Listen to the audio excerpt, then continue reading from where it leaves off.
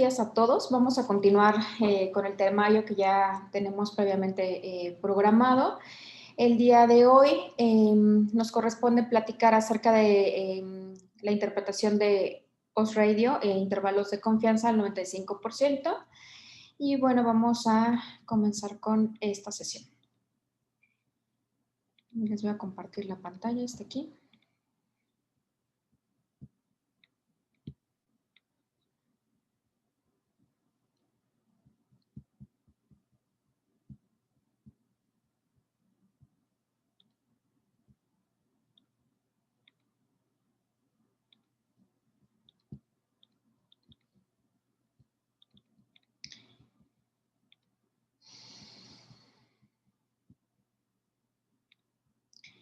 Y bueno, previamente les había platicado acerca de los estudios de casos y controles, el diseño metodológico. Hoy vamos a darle continuidad también enfocándonos a su medida, que es el odds ratio del intervalo de confianza.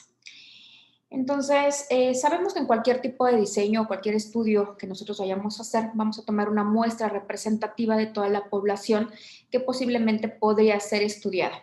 Sin embargo, por factores ajenos al proyecto, como por ejemplo sería factibilidad, los recursos con los que podemos contar para llevar a cabo dicha investigación, pues nosotros optamos por tomar una muestra que nosotros esperamos sea lo más representativa posible de dicha población.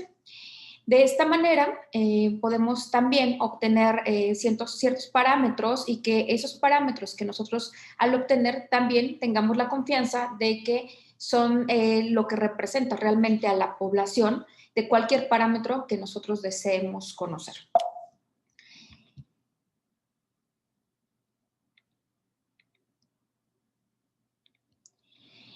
Y bueno, los intervalos de confianza vamos a ir viendo más adelante que nos van a permitir garantizar que esa población que nosotros estamos caracterizando sea lo más confiable posible y que al momento nosotros de volver a repetir ese estudio o ese proyecto, los resultados sean muy semejantes. Sin embargo, sabemos que aunque no tengan sesgos y tengan un estudio metodológico muy estricto, con certeza y valor, pues obviamente los valores no van a estar al 100% o no los vamos a poder repetir al 100% entre uno y otro estudio.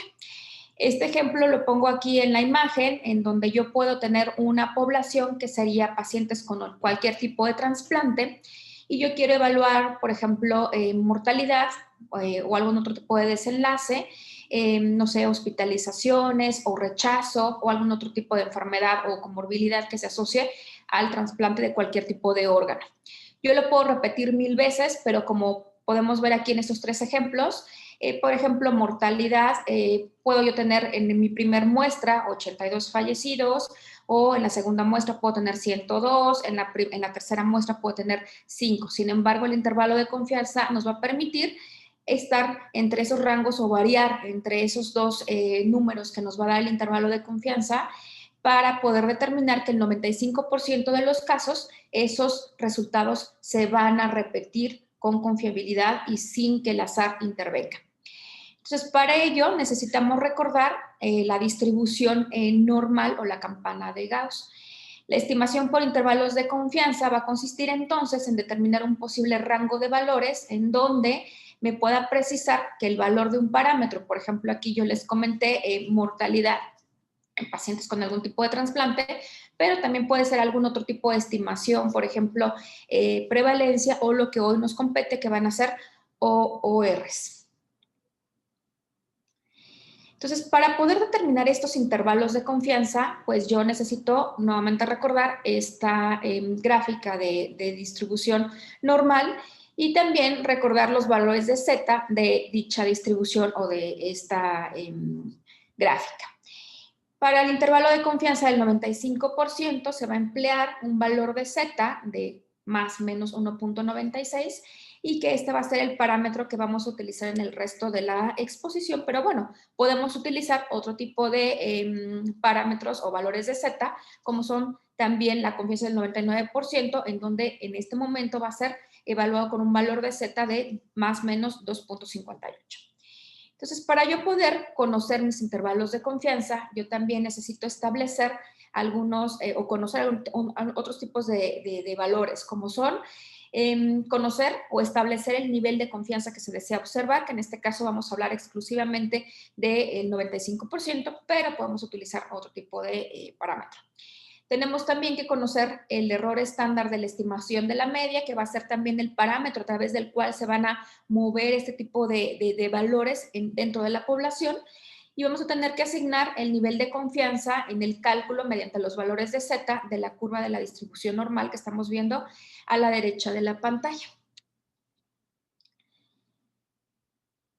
Vamos a poner un ejemplo para poder entender esto y también conocer cómo se obtienen los intervalos de confianza. Vamos a poner un ejemplo muy sencillo y este va a ser principalmente con intervalos de confianza para la media. Esto más adelante vamos a avanzar sobre ORs y vamos a identificar las diferencias para calcular uno y otro tipo de parámetro. Entonces tenemos aquí una muestra aleatoria de 144 pacientes en el que yo quiero calcular un intervalo de confianza del 95% para la media de la edad de las pacientes o de las personas que padecen esquizofrenia. Aquí en este ejemplo muy sencillo, yo ya les doy otros dos parámetros, como la desviación estándar, que se conoce de esta edad, que es de 6.2 años, y la media, que va a ser de 17 años. Entonces, yo voy a aceptar que esta edad tiene una distribución normal, o voy a tener el supuesto de normalidad, y voy a determinar el error estándar con la siguiente fórmula que vemos en la imagen. A partir de esto, pues vamos a sustituir, que es la parte de arriba es el error estándar entre la raíz cuadrada de mi población o de mi muestra, perdón. Entonces, nuevamente tenemos aquí los valores que vamos a sustituir en estos parámetros para poder calcular los intervalos de confianza. Y nuevamente para recordar, el nivel de confianza que yo espero que estoy buscando es del 95%, por lo tanto el valor de Z que yo le voy a dar dentro de esta gráfica que vimos anteriormente va a ser de 1.96. A partir de esto, pues yo voy a comenzar a reemplazar los valores que ya les comenté, que era la desviación estándar y la media de la edad, en este tipo de fórmula. No tenemos el intervalo de confianza, que es el estimador puntual, es decir, lo que yo estoy obteniendo, que sería en este caso la media de la edad, más menos el coeficiente de confianza por el error estándar. El coeficiente de confianza no va a ser otro más que mi valor de Z, que yo voy a sustituir por el intervalo que yo deseo o la confianza que yo deseo buscar en este tipo de ejemplo. Entonces, sustituyendo este tipo de resultados, tenemos 17, que debemos de recordar que era la media de la edad que yo busco en estos pacientes que tenían esquizofrenia, más o menos el múltiplo de 1.96, que es el valor de Z, por 0.52, que debemos de recordar que era la desviación estándar, y esto nos va a dar como resultado 17 más menos 1.01, y que si yo sumo 17 a 1.01 me va a dar en general 18.01, pero si yo resto eso, pues me va a dar este valor de 16 o de 15.95, por ejemplo. Entonces, mis valores van a estar, o ese intervalo de confianza va a estar dentro de estos valores de 16 y 18. Recordando el ejemplo, debemos de poner aquí que nuestra desviación estándar va a ser de 6.2, la media de la edad de estos pacientes de 17 años, pero nuestro rango o nuestro intervalo de confianza, perdón, va a estar entre 16 y 18. Ese es el ejemplo para las medias. Sin embargo, debemos de recordar que los intervalos de confianza se ven muy influenciados sobre el tamaño de la muestra. Es decir, que entre más amplitud, pues vamos a ver un ejemplo. Si yo pongo menor o mayor cantidad de pacientes, pues va a haber una modificación en este intervalo. Aquí debemos de recordar que incluimos a 144 pacientes, pero si yo les cambio los mismos valores sobre una menor cantidad de pacientes, por ejemplo, que nosotros tengamos una N, entonces mi error estándar se va a ver modificado por el tamaño de la muestra.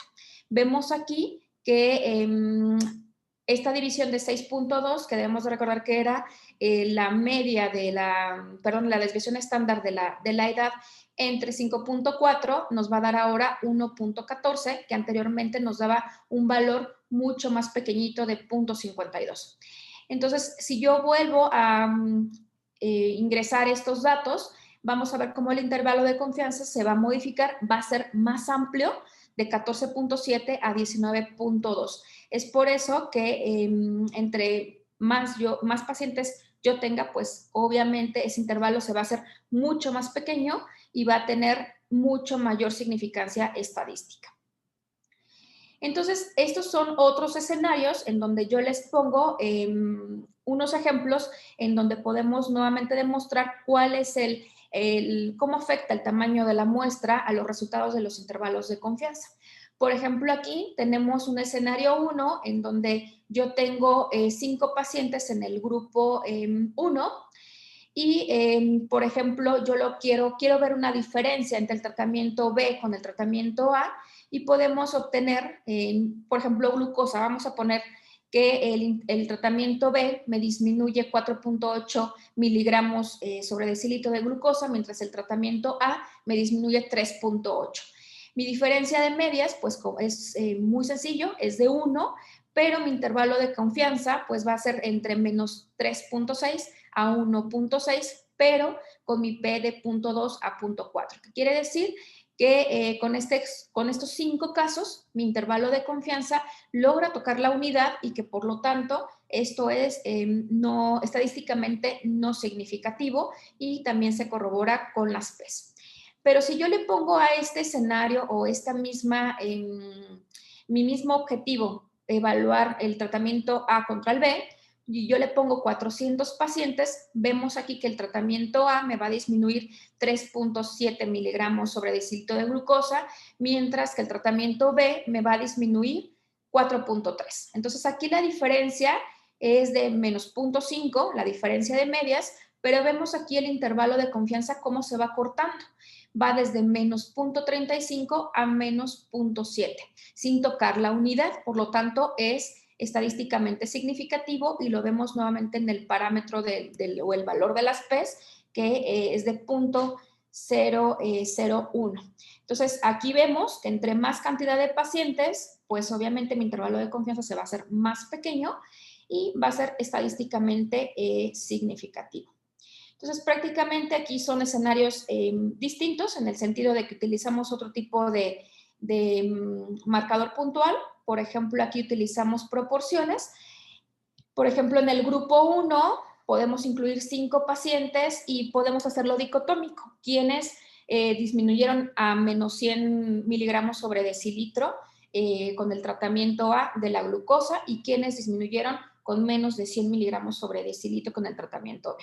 Entonces, aquí podemos tener los ejemplos. Aquí el 20% disminuyó con el tratamiento A y el 20% con el tratamiento B. Entonces, aquí encontramos nuevamente el intervalo de confianza de 0.01 a 11.9. Es un intervalo de confianza bastante amplio. Toca la unidad, toca el 1. Entonces, tengo una P de 1 que es estadísticamente no significativa. Pero si a este mismo objetivo yo aumento mi cantidad de pacientes y este desenlace dicotómico sobre quienes alcanzan o no menos de 100 miligramos sobre decilitro de glucosa, con el tratamiento A vamos a encontrar que lo alcanzan el 22.5%, mientras que en el tratamiento B solamente el 25% va a alcanzar estos valores. De esta forma, calculando la diferencia, para la diferencia de medias, el intervalo de confianza sería de 0.83 a 0.97. Por lo tanto, no toca la unidad y vemos que la P es de 0.02, que es estadísticamente significativa. Entonces, estos son ejemplos o diferentes escenarios en donde yo encuentro que mi tamaño de muestra va a afectar al intervalo de confianza. Y prácticamente como podemos ver con estos resultados, pues el intervalo de confianza va a ser también de manera muy simple como una forma de poder interpretar qué tanta confianza yo tengo con mis resultados y qué tanto error yo cometí en interpretarlos o en poder otorgar este tipo de errores. Un ejemplo también muy claro, aquí yo les pongo que el intervalo de confianza, y eso lo vamos a ver hasta el final, que yo puedo tener un intervalo de confianza bastante bueno e incluso estadísticamente significativo, pero eso no quiere decir que en la realidad sea aplicable este resultado. ¿Qué quiero decir con esto? Que, por ejemplo, en los ejemplos que yo les puse anteriormente, yo puedo tener 4,000 pacientes y mi intervalo de confianza estrecho, sin tocar la unidad y estadísticamente significativo, pero tal vez ese tratamiento A es superior al tratamiento B, pero solamente me va a disminuir 1 miligramo sobre decilitro de glucosa, pero cuesta el doble de el tratamiento. Entonces, esas cosas tenemos que finalmente evaluar la aplicación biológica o la aplicación clínica de nuestros resultados y que son independientes de todos estos números que podemos interpretar. Les puse aquí otro ejemplo, por ejemplo, cambiar, no lo sé, nuestra sesión que podemos tener entre el horario de la 1 hasta la 1:10 de la tarde con un intervalo de confianza del 90%. Esto quiere decir que yo en múltiples o repetidas ocasiones que yo los cite a estos horarios, el 90% se van a conectar entre esos parámetros o de esos horarios, entre la 1 y la 1:10 de la tarde. Sin embargo, yo puedo tener o desear un intervalo de confianza del 100%, pero obtener esos intervalos bastante amplios entre las 9 de la mañana y las 4 de la tarde que ustedes se vayan a conectar. Entonces, todas esas cosas se tienen que interpretar o se tienen que tomar en cuenta al momento de nosotros tomar una decisión sobre uno u otro parámetro. Y bueno, como ya les expliqué, nosotros podemos tomar intervalos de confianza prácticamente de cualquier tipo de estimación y por lo tanto las fórmulas que se van a utilizar para calcular los intervalos de confianza van a ser distintos. Como ya vimos, por ejemplo, del lado izquierdo, aquí tenemos la fórmula, que es el intervalo de confianza del 95% para la media, y aquí nosotros vemos que utilizamos este tipo de fórmula para poder calcular nuestro intervalo de confianza. Aquí tenemos el error estándar en la parte de arriba y que fue la fórmula que nosotros utilizamos. Sin embargo, como vemos, no es la única que está presente y que las finales, que son el error estándar para la razón de momios o el intervalo de confianza del 95% para la razón de momios, es la que vamos a ver más adelante porque este era el objetivo prácticamente de la clase. Entonces, el OR o el Odds Ratio es una medida de asociación y que va a ser útil en investigaciones principalmente teológicas y que va a permitir expresar resultados de estudios principalmente retrospectivos y transversales. Y que como vimos en anteriores clases, pues va a ser la medida por excelencia para estudios de casos y controles. Y bueno, este es el diseño metodológico en donde yo voy a tener 4 grupos en donde mis pacientes van a estar expuestos o no a un factor y voy a tener un desenlace o no, dependiendo de lo que yo busque. Falla renal, puedo tener obesidad, puedo tener mortalidad, puedo tener cáncer de mama, tabaquismo con cáncer pulmonar, etcétera. Y si recuerdan, yo les comentaba en esa clase que para este tipo de medidas de asociación es muy importante tener en cuenta cómo vamos a planificar nuestra tabla de 2x2 y en estos cuadrantes donde van los expuestos, los no expuestos, los casos y los controles. Entonces, si recordamos esa clase, en las columnas vamos a incluir el desenlace o no. Tenemos aquí en la primera parte los casos, mientras que en la segunda columna vamos a tener nuestros casos controles. En la primera fila voy a tener a los pacientes que están expuestos, mientras que en la fila número 2 voy a tener a los no expuestos. Y si recordamos también cómo vamos a obtener esta razón de momios, pues va a ser muy sencillo, el producto cruzado de estos valores. A por D y B por C sería la forma en la que yo voy a obtener esta razón de momios. Entonces, también yo les puse un ejemplo en donde íbamos a armar nuestra tabla de contingencia de 2 por 2 y poder calcular de manera muy sencilla nuestra razón de momios. El ejemplo que yo les puse fue que en un hospital se llevó a cabo una investigación para determinar la asociación entre la multiparidad y el cáncer de mama. En este estudio se habían incluido 52 mujeres con cáncer de mama y un control por cada caso. Entonces aquí, entre las mujeres con cáncer de mama, 41 resultaron ser multíparas y el 25% de los controles no estuvieron expuestas. Entonces, en algunos parámetros vamos a tener que hacer alguna regla de 3 solamente para obtener los resultados que no me están dando de manera directa, sino tácitamente puedo obtenerlos. Y tenemos aquí primero la identificación de cuál es mi variable dependiente, que en este caso pues es el desenlace que va a ser el cáncer de mama. Y tenemos aquí nuestros casos, que van a ser 52, y nuestros controles, que también van a ser 52 casos. Perdón, bueno, 52 mujeres, para no confundirnos. En este caso, la exposición va a ser la multiparidad, y los no expuestos, pues yo le puse que no multiparidad, o podemos poner, por ejemplo, nuliparidad. Entonces, ya tenemos aquí nuestra tabla realizada, ponemos el resto de los parámetros. Aquellas mujeres que desarrollaron cáncer de mama y que habían estado expuestas a la multiparidad fueron 41, mientras aquellas que utilizamos como controles y que no habían estado expuestas eran 13 casos. Aquellas que no habían estado expuestas y que desarrollaron cáncer de mama habían sido 11 casos y 13 y 39 habían sido mis controles multípares. En total, mi muestra fue de 104 pacientes. Entonces, de esta forma, habíamos calculado nuestros productos cruzados, que también les vamos a dar estos nombres de forma simultánea o de manera indistinta, pero que va a representar el evento frente a una exposición sobre otro odds ratio u otra razón de momios, de tener el evento sin la exposición, como vemos en esta tabla de 2 por 2. También este OR es la comparación de la posibilidad de un evento después de la exposición a un factor de riesgo frente a la posibilidad de un evento a una situación de control o de referencia. Entonces, como ya les comenté, muy sencillamente, este va a ser los productos cruzados de A por D y C por B, y vamos a eliminar como OR. Entonces, en este caso, yo les había mostrado las fórmulas que vamos a utilizar para esta razón de momios, y vemos aquí que incluye dos letras, que es LN, que es el logaritmo natural de la razón de momios.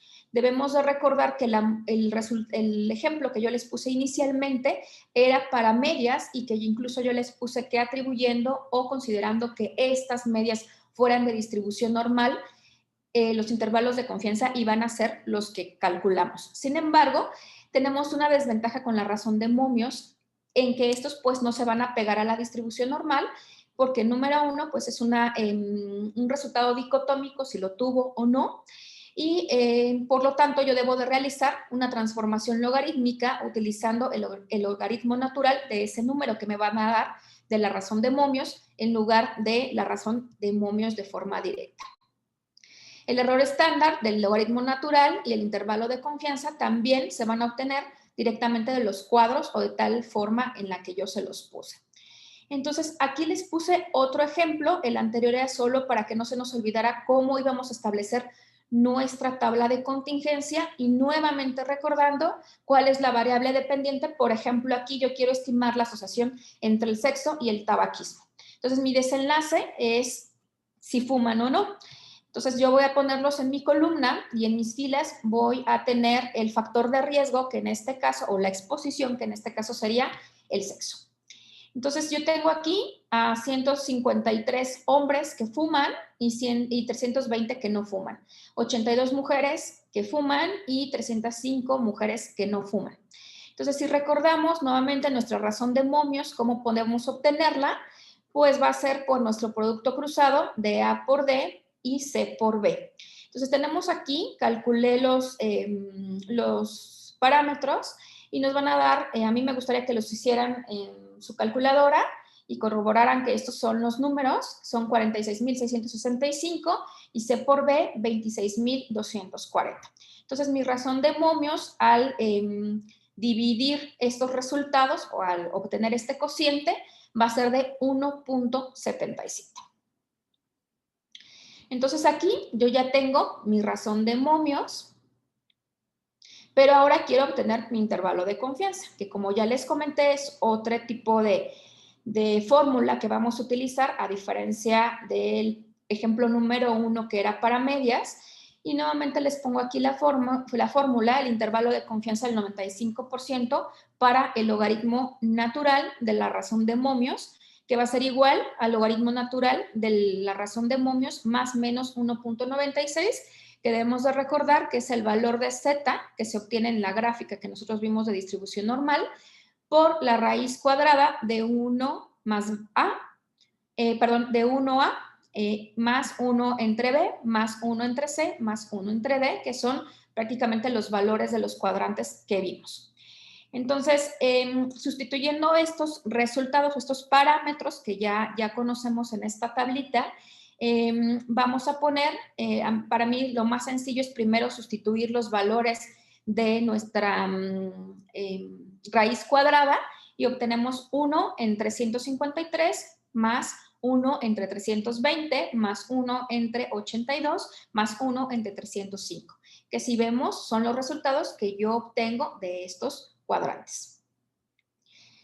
Entonces, sumando estos resultados, me van a dar un número y a ese número yo le voy a sacar la raíz cuadrada. A esa raíz cuadrada yo la voy a multiplicar a mi resultado, que es el logaritmo natural de la razón de momios, más o menos 1.96, que en este caso me da 576 y mis intervalos de confianza van a estar entre 266 a 0.8. Sin embargo, debemos de recordar que yo apliqué un logaritmo natural y que esto es para tener una distribución normal de los datos. Sin embargo, yo tengo que volver a regresar mis unidades a sus valores originales mediante su exponencial. Entonces, todo esto se puede hacer sin ningún problema en las calculadoras. Nosotros ponemos este simbolito de y X y prácticamente me va a devolver a mis parámetros originales antes de que yo lo haya vuelto a mi logaritmo natural, y entonces mi intervalo de confianza real o ya convertido a valores o unidades originales va a ser de 1.3 a 2.41. Por lo tanto, en este caso diríamos que mi razón de momios es de 1.77 y que quiere decir que yo tengo 77% más de riesgo en el caso de ser hombre de ser fumador, que a diferencia de las mujeres con un intervalo de confianza de 1.3 a 2.41 y que por lo tanto no toca la unidad, no toca el 1 y esto es estadísticamente significativo. Puse otros ejemplos para poder ir interpretando estos resultados. Esto es la forma en la que se obtiene los intervalos de confianza, pero vamos a ir poniendo más ejemplos para ver cómo se van realizando las interpretaciones. Aquí, por ejemplo, yo también quiero ver la asociación entre la migraña y el síndrome hipertensivo del embarazo en 685 embarazadas normotensas, y en 264 tenía el antecedente migraña y 421 no tenía el antecedente. En el grupo de embarazadas con el antecedente migraña, 24 desarrollaron esta enfermedad y 240 no lo hicieron. Por parte del grupo de embarazadas sin el antecedente de migraña, 13 desarrollaron este síndrome hipertensivo y 408 no lo hicieron. Entonces, nuevamente para recordar nuestra tabla de 2×2, yo tengo que evaluar cuál es mi desenlace o mi variable dependiente, que en este caso sería el síndrome hipertensivo del embarazo. Y mi exposición es las mujeres embarazadas que tienen migraña y las que no tienen migraña. Por lo tanto, en mi primer columna, yo tengo que poner mis casos o el desenlace y aquellos que no presentaron el desenlace. Y en la primera fila, mi exposición y en la segunda fila, la no exposición o la no migraña. De esta forma, integramos los datos que ya les comenté y quedarían de esta manera. En el A20 24, en el B 240, en el C 13 y en el D 408. Entonces tenemos aquí nuevamente los parámetros, obtenemos nuestra razón de Momios, que es de 3.1, y el intervalo de confianza que obtuvimos fue de 1.56 a 6.27. Por lo tanto, decimos que las embarazadas con antecedente de migraña o a la exposición, que en este caso nosotros evaluamos, que era la migraña, tenían 3.1 más riesgo de presentar este síndrome hipertensivo en comparación a las embarazadas sin el antecedente. Y como el intervalo de confianza es de 1.56 a 6.27, no toca la unidad, por lo tanto decimos que es una razón de Momios estadísticamente significativa. De esta manera, yo puedo inferir que si yo repitiera este estudio con la misma cantidad de pacientes, con las 685 mujeres embarazadas, en el 95% de los casos yo presentaría un OR entre 1.6 y 6.2, o el valor real estaría dentro de este intervalo de confianza. Por lo tanto, los límites del intervalo de confianza también van a reflejar el tamaño del efecto, tanto mínimo, que en este caso podría ser 1.5, y el máximo de 6.2 asociada a una determinada intervención, que en este caso sería la migraña, pero bueno, puedo tener otro tipo de desenlace. Otro ejemplo es aquí, deseamos ver la asociación entre la hiperhomocisteinemia, que aquí se tomó como punto de corte más de 15 milimoles por litro, y cardiopatía isquémica. Aquí incluimos 114 pacientes que tenían cardiopatía isquémica crónica y 295 que fueron utilizados como controles. Entre los casos, 33 presentaron hiperhomocisteinemia y 81 sujetos no la presentaron. Y en el caso de los controles, 38 sujetos presentaban este hallazgo, que era la hiperhomocisteinemia, y 257 no la presentamos. Entonces, nuevamente, nuestra tabla de contingencia de 2x2, nuestro desenlace, que era tener o no cardiopatía isquémica crónica, y en la primera columna, nuevamente los controles, en la primera fila, la exposición, que en este caso era el hallazgo de la hiperhomocisteinemia. Ajustamos o reemplazamos los datos. En el A nos queda 33, en el B nos queda 38, C nos queda 81 y en el D 257. De esta manera obtenemos el cociente de estos parámetros o de estos cuadrantes o razón de Momios, que es de 2.8, y mi intervalo de confianza va a ser entre 1.6 y 4.7. Por lo tanto, las personas con homocisteinemia o hiperhomocisteinemia mayor de 15 milimoles tienen 2.8 más riesgo de cardiopatía isquémica comparados con aquellos sujetos sin cardiopatía. Y esta asociación es estadísticamente significativa porque mi intervalo de confianza no toca la unidad y va desde 1.6 hasta 4.7. Supongamos que este parámetro, no lo sé, hubiera dado 0.6, menos 0.6 a 4.7. Es un intervalo de confianza mucho más amplio que llega a tocar la unidad, por lo tanto sería estadísticamente no significativo. Y eso quiere decir que pues mis resultados no se podrían repetir o no serían confiables o no garantizan que no sean asociados al azar. Otro ejemplo sería mi asociación de obesidad e hipertensión arterial en escolares, en donde yo incluyo a 2.980 niños, de los cuales 622 eran obesos, 162 hipertensos y 460 no hipertensos, y 1.593 niños eran eutróficos, 142 hipertensos y 1.451 no eran hipertensos. El resto de los escolares presentaban otras categorías de diagnóstico nutricional. Entonces es importante muy bien que me puedan dar otros parámetros, pero yo tengo que identificar perfectamente cuáles son los que me van a servir para hacer mi tabla de 2x2.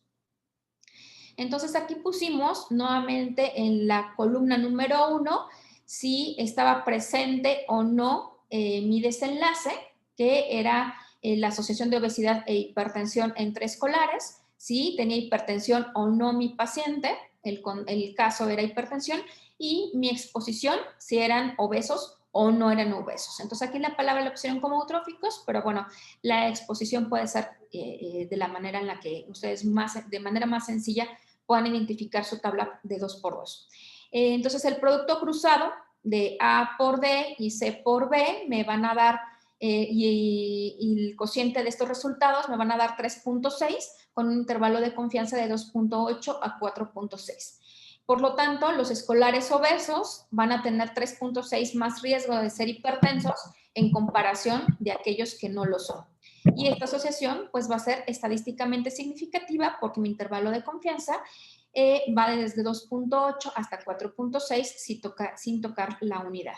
Nuevamente, si yo pusiera este intervalo de confianza en menos 2.8, por ejemplo, a 4.6, eso implica que mi asociación no es significativa porque toca la unidad.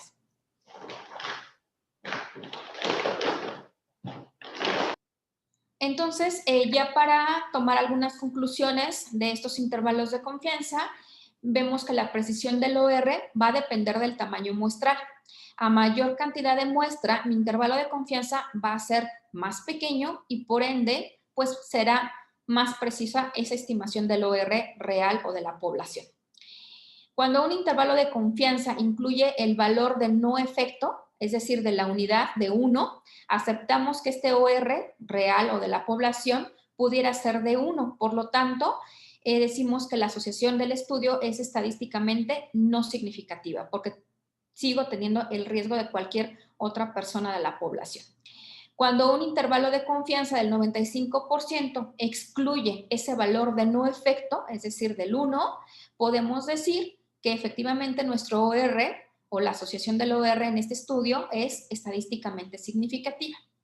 Y nuevamente, para concluir, y creo que es lo más importante, mi OR, aunque sea estadísticamente significativo, no quiere decir que sea biológica o clínicamente relevante o viceversa. Entonces, como les comenté al inicio, finalmente la interpretación que nosotros le vamos a dar en la clínica, independientemente de los números que nosotros obtengamos, pues eso va a depender de nuestra perspectiva o nuestro juicio y conocimiento médico. No sé si tengan alguna duda.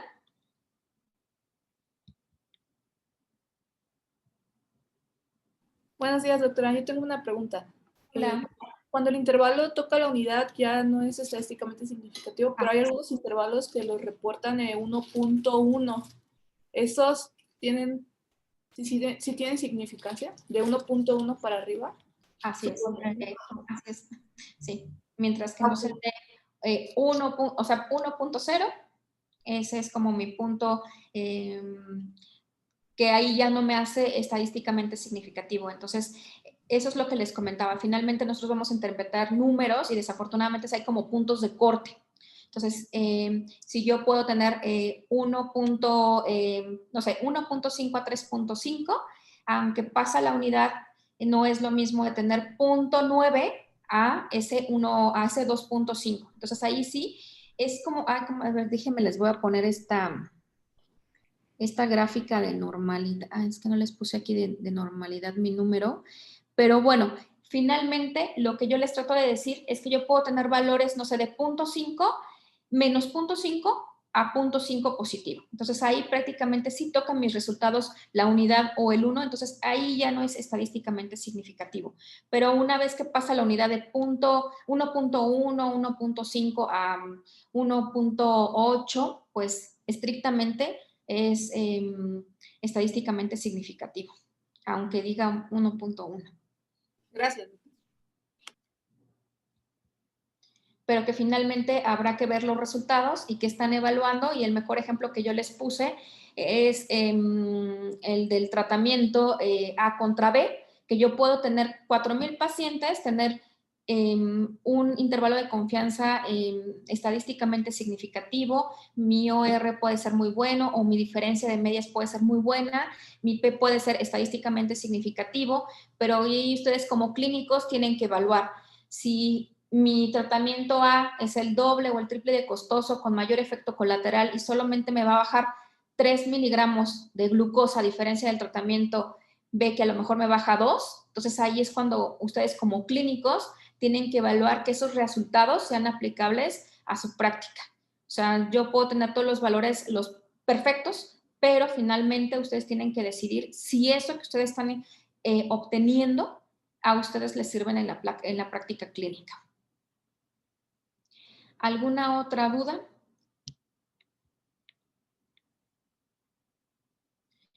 Creo que teniendo nada más esta formulita es bastante sencillo. La verdad es que las calculadoras ya nos obtienen todos los parámetros, solo con incluir cada uno con el orden en el que aparece, sin problema les pueden calcular los intervalos de confianza. Y bueno, la razón de momios es bastante sencilla. Creo yo que lo más importante y que siempre estoy así como insistiéndoselos mucho es cómo se integra la tabla de 2 por 2 porque es ahí donde nos podemos confundir, y a partir de eso creo que lo demás es bastante sencillo. Bueno, creo que no hay ninguna otra duda.